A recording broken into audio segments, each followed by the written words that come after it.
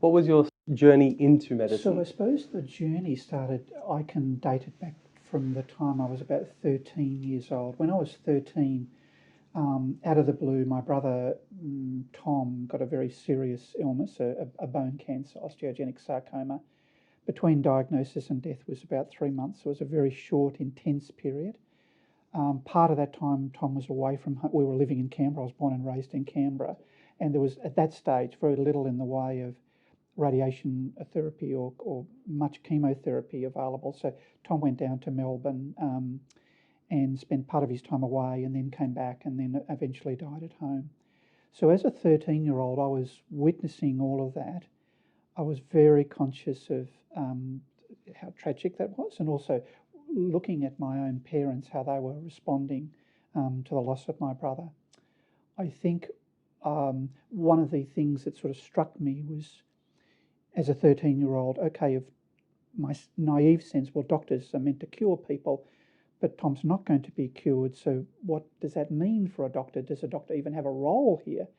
And bit by bit, starting to hear from particularly my mother how the doctors were speaking to my mother, the communications, which was wonderful, compassionate, caring statements that were made, and the way they were discussing things with my parents. I thought, no, that struck me. After Tom's death, I guess the seeing of how my parents coped in their bereavement. My mother was really saved because she had a very close friend who would come and sit in the backyard, our backyard, with her, and she would allow Mum to cry and talk through things. So this was in an era where there wouldn't have been too much sort of formal bereavement service at all, and certainly when there was no palliative care, that concept had yet to be talked about. So I suppose that started getting me to think about the idea of being a doctor, that the role of a doctor. And so I did well enough in high school then at that stage there was no medical school in Canberra, so I came to the University of New South Wales here. I'm sorry to slow it down, but just because you're saying that your mum had a really good support network with that friend that came over, how did your dad go with Tougher. Yeah, Tougher. It's a different time back then. It was a different time back then, and I think, perhaps I can't speak for Dad, but it was more the sense of, okay, you've had your time at home, now you're back at work, now you're back into the run of things.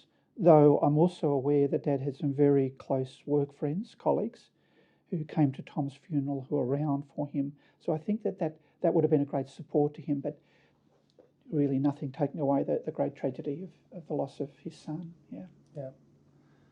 And has Tom's passing influenced you like throughout your career, or was it just that key point, do you often think of him? Yes, well, it did. I think it did. Well, certainly the idea of being a doctor, and then perhaps the germination of the idea that really didn't come to the surface for some years later, the idea of potentially working in an area where I'm going to be caring for people who are dying. As I said, there was no palliative care talked about, or that expression really didn't come into play for some years. And at medical school, there was no palliative care. So it was only after some years that I started to hear about this new discipline that was coming through, adapting the wisdom of the ages. It wasn't that suddenly doctors discovered that their patients would die. That had always been present, but this sort of sense of a discipline working through and working out what is the role of doctors in a multidisciplinary team. What a wonderful clip that was. Hey, if you want more highlight clips of the Doctors Getting Coffee podcast, then don't forget to hit the subscribe button down below and make sure you hit the bell icon next to it to get notifications whenever there's a new highlight clip. I'm releasing sometimes 4 or even 5 clips per week, then make sure you hit that button. Now, if you want to watch the entire video podcast, consider becoming a Patreon or a YouTube member to support the channel, and you will get, as one of your special privileges, access to the entire video podcast library. I'll see you in the next video. Bye for now.